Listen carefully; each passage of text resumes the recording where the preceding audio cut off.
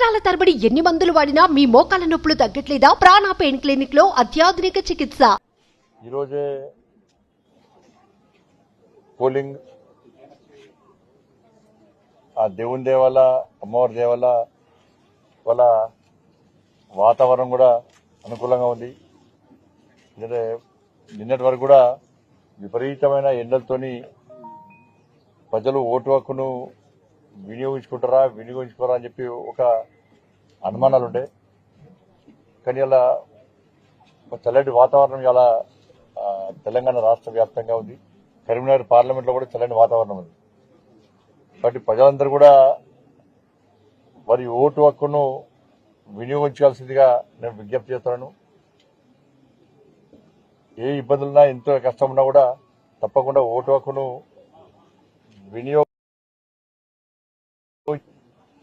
ఎందుకంటే దేశ భద్రత, దేశ అభివృద్ధి, ధర్మరక్షణ, సమాజ క్షేమం కోసం జరిగేటువంటి ఎన్నికలు ఇవి. కాబట్టి ఈ ఎన్నికల్లో మీరే స్వచ్ఛందంగా వచ్చి ఎలాంటి ప్రలోభాలకు గురికాకుండా, ఎలాంటి తప్పుడు ప్రచారం నమ్మకుండా ప్రజాస్వామ్యబద్దంగా మీ ఓటు హక్కును మీరు వినియోగించాల్సిందిగా మీ అందరికీ విజ్ఞప్తి చేస్తున్నా. కరీంనగర్ పార్లమెంట్ లో 100% పోలింగ్ జరిగే విధంగా అందరూ ప్రయత్నం చేయాల్సిందిగా విజ్ఞప్తి చేస్తున్నా.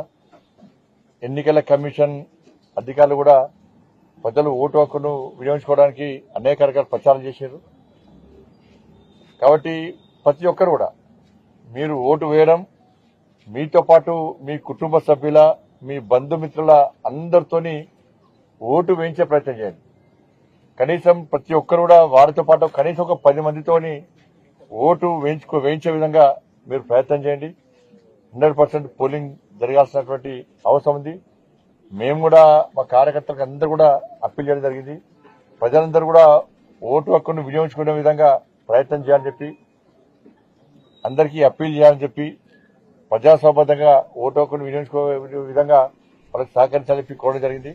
తప్పకుండా అందరూ కూడా ప్రతి ఒక్కరు కూడా ఎట్టి బస్సులో ఏ ఒక్కరు కూడా ఓటు హక్కును వృధా చేసుకునే ప్రయత్నం చేయకండి. ప్రలోభాలకు లేకండి. నిజాయితీగా, నిబద్దతతోని దేశం కోసం, ధర్మం కోసం, సమాజం కోసం మీ ఓటు హక్కును వినియోగించాల్సిందిగా అందరికీ విజ్ఞప్తి చేస్తాను.